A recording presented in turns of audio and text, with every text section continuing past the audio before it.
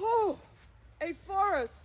A knightish person would know what to do with a forest, and what I know to do is to cut through it with my mighty sword. Out of my way. It's very late, and I would like a story. Oh, look. Who would have thought it? A story place in the bush. Oh, just get my armour sorted. Oh. Right, oh look, a handy spot for my sword. Thank you very much. Oh. Well, perhaps not quite so handy after all. How about we leave it there with the pumpkin? Okie dokie. Ooh, the pumpkin is a bit shiny. There we go. All right then. Story time for knights, perhaps maidens, and the occasional dragon. And today, with story time with Peter, we have The Kiss That Missed by David Melling. A kiss that missed. I would hate to miss a kiss. Ooh. The Kiss That Missed. Words and illustrations by David Melling. Thank you very much, David. Once upon a time... Oh, excuse me. Once upon a Tuesday, the king was in a hurry as usual. "Good night," he said, and blew his son a royal kiss. There it goes.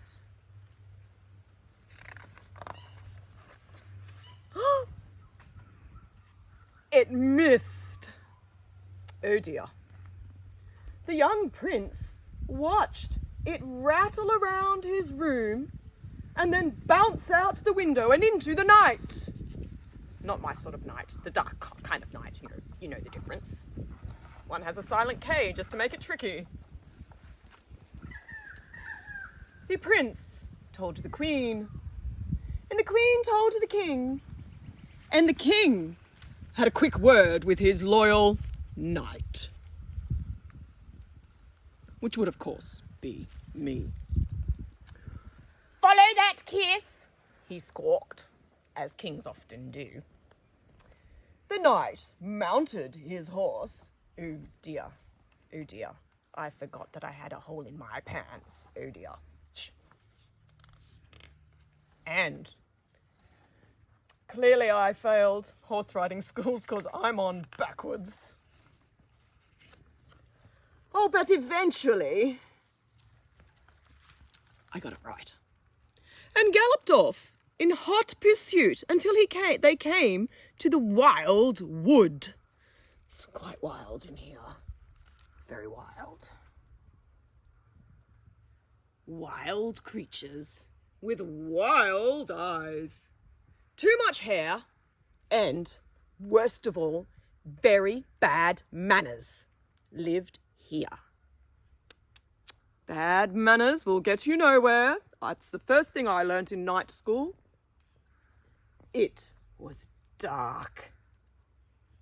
It was smelly. It's smelly. It was snowing. Where did the snow come from? They were not alone. Ooh, I see a thing or two. In fact, I see a thing or about a bazillion wolves and bears and dragons and another wolf. There's even one in the trees. My manly voice is having a moment. They were not alone. There were bears with long claws and growly roars, swooping owls of all shapes and sizes, and a pack of hungry wolves with dribbling mouths. Ew. Ew. That would be bad manners, the dribbling mouths. Eek! Squeaked the knight. I didn't really squeak. And then suddenly, with a sparkle, the royal kiss came floating by, and in turn said good night to everyone. Look, can you see it? Here it comes. I'm not even sure where it came from here. It says good night to the owl. Good night to the growly bears. Good night to the dribbly-mouthed wolves. With the knight with his pants showing again. And the horse. I'm not sure the horse got a kiss. Bears stopped being growly. Owls stopped being swoopy. Wolves stopped being dribbly. And before you could say big hairy toes, they all settled down for a good night's sleep. Very good, very good. Rah, rah, and all that kind of thing. So, the knight and his faithful horse sat down on a wrinkly old tree trunk to rest. I happen to have found one. But the wrinkly old tree trunk twitched and slowly rose into the air. Uh-oh. Above the woods and into the clouds.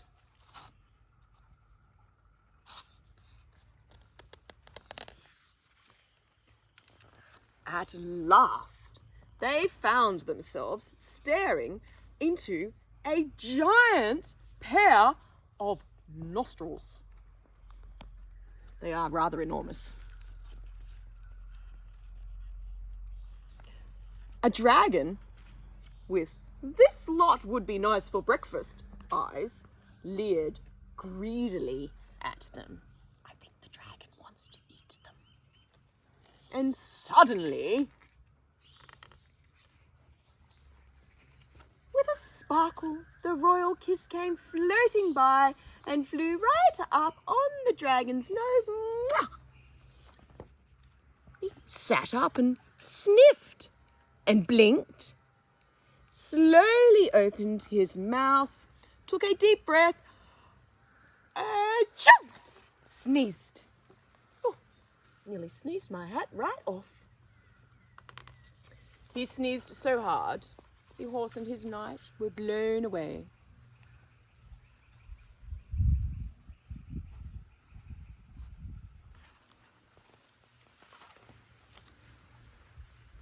"Hang on," he said as they tumbled back through the trees. "Come back," he puffed as he lumbered after them. "I want to pick you up." And do you think he wants to pick them up and eat them?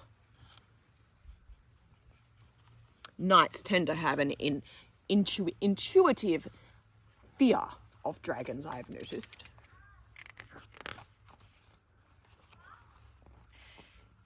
"Kiss you good night."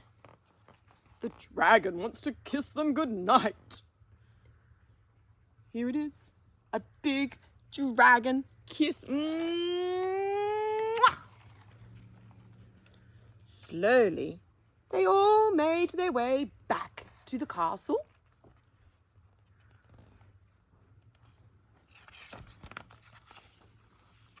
And that night, the prince was happy, the queen was happy, and the king promised to stop always being in a hurry.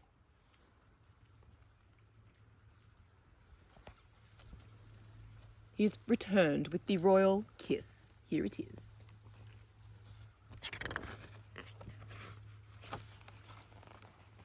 He made sure everyone was comfortable and slowly read them a bedtime story from beginning to end. All of the creatures from the forest have come to listen. That kiss worked some magic. Well, almost. I believe there would be a parent or three out there who would be familiar with the falling asleep before your children do, reading them stories. All right, well, I think I need to just go and sort myself out a little bit. My armour is a bit interesting. I'm going to go and do that. You may come back later, and I might just read you another one if you're lucky. Okay. Hurrah! Goodbye. I'm off.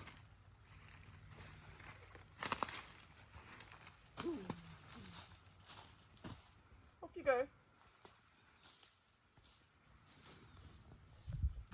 Now, I do find that after I have chased dragons and saved maidens and done all sorts of knightly things, I just like a bit of poetry and prose. And I found a lovely one called Knight in Armour by A.A. Milne, which some of you may know because he is of the Winnie the Pooh fame. Anyway, Knight in Armour. Whenever I am a shining knight, I buckle on my armour tight.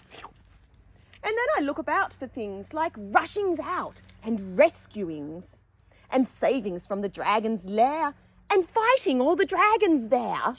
And sometimes when the fights begin, I think I'll let the dragons win. And then I think perhaps I won't, because they're dragons, and I don't. Oh, very good, very good. I do so like these new fandangled gadgets. They have this thing called Goggle, and on Goggle, you can look up whatever you like. How good is that? Thank you very much, Goggle. Okay, come on down and we'll read a story, not on Goggle. Oh, right, get my armour settled. It's the kind of things you don't really need to worry about when you're not in armour, but when you are in armour, you have to get yourself right. Oh, okay. Are you ready? We have Cinder, the Bubble-Blowing Dragon by Jessica Anderson and Lee Ellen Hemming. Very good. A bubble-blowing dragon. I have not come across any bubble-blowing dragons. Cinder, the Bubble-Blowing Dragon. This simply won't do, said the king. You'll have to go. He shook his head so hard that his crown toppled off. A bit like that. Not so good. But Cinder, the king's dragon, didn't dare smile. What sort of a dragon are you anyway? The king continued. All the other kings have proper, fire-breathing dragons, while I, king of Tarragonia, have a dragon who can only blow bubbles. It's just too embarrassing. I didn't sign up for bubbles. The king was right, thought Cinder. There's a dragon somewhere blowing bubbles. He was a sad disappointment. Coming from a famous dragon family, great things had been expected of him. Here is his family portraits. Oh, there's bubbles. Here is his family portraits, and look at all of those scary, fire-breathing dragons. But poor Cinder, when he became the junior dragon of the palace, he found he could only blow bubbles. And however hard he puffed and snorted, not one flicker of flame appeared. Just bubbles. Instead, he blew streams of bubbles.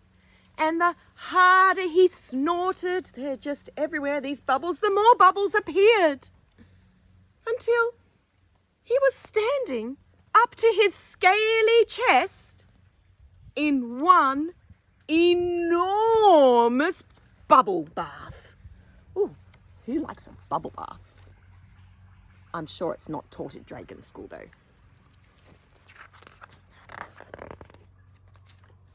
All the children loved him. Blow us some bubbles, Cinder, they would shout whenever they saw him. Meanwhile, look what the king's up to. He's writing a note to say he must go. Oh dear. They thought bubbles were much better than fire, but the king was not amused. Now, he'd decided that Cinder must go. He'd even put an advertisement in the Tarragonia Times.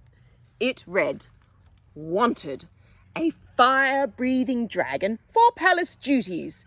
Applicants must be able to produce large quantities of smoke and fire."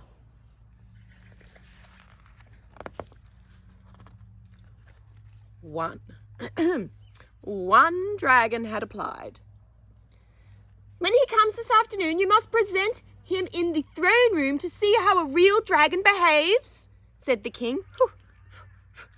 Poor old Cinder.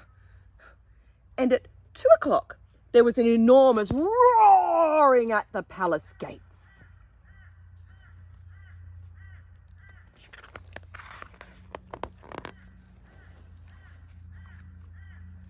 Sometimes I find when I blow bubbles that I need to get a replacement tool every now and then. Bubble blowing, there's an art to it.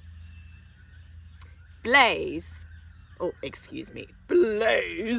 "The world's most fearsome dragon wishes to see the king," bellowed an enormous voice, and the air filled with smoke and flames.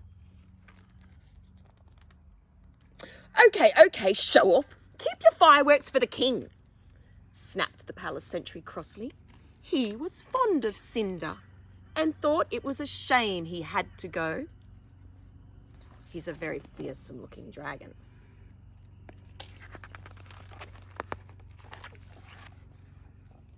"Where's the king?" thundered Blaze. And then, without waiting to be announced, he stormed into the throne room where the king was seated. Cinder was crouching miserably in the corner. Oh dear. Where is Cinder? We can't even see him. He's hidden away. "I bring fire, your majesty!" The enormous dragon roared.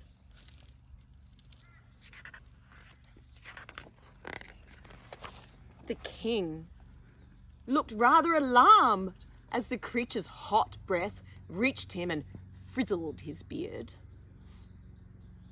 And then the carpet started smouldering and flames crept up the curtains.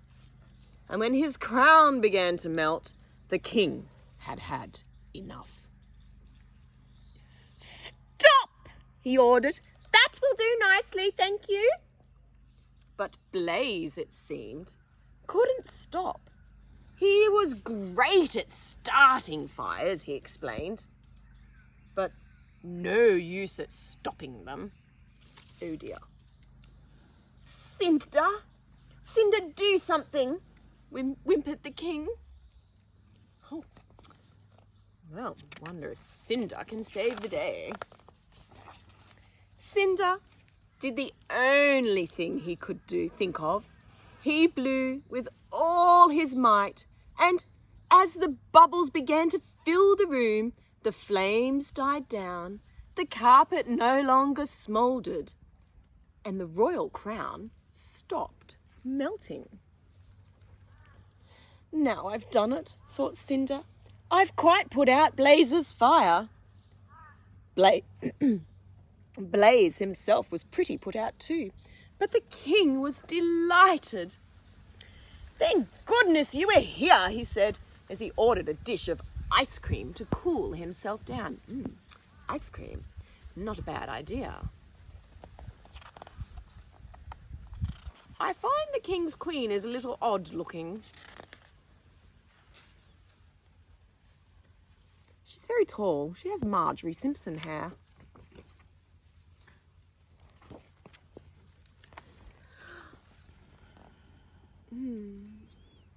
"Some people don't know what they want, even when they get it," muttered Blaze huffily as he departed in a cloud of very black smoke.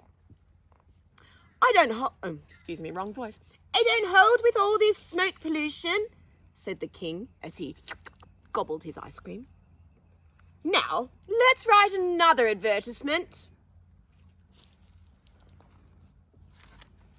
The queen is carrying the king.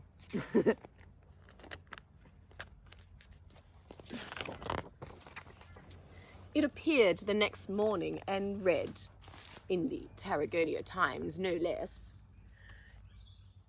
by royal decree, breathing fire is now forbidden in Tarragona. Out-of-work dragons wishing to train for the new royal bubble-blowing brigade should write to Sir Cinder, the palace fire extinguisher. Well, there's a title a dragon never expected. Oh, and that is it. And it's for, what an unusual name, Shanard, I think, with love. And for Mum, Dad, Alex, Anthony, and my dearest friends, and the cool house. Well, thank you very much, Jessica and Lee Ellen. Quite lovely bubble blowing. Well, that's it for me. I think I need to go and, perhaps I need a cup of tea, as a knight would like to have. So, thank you all very much for coming. Keep smiling, keep reading, and do come back next week for story time. Ta-da!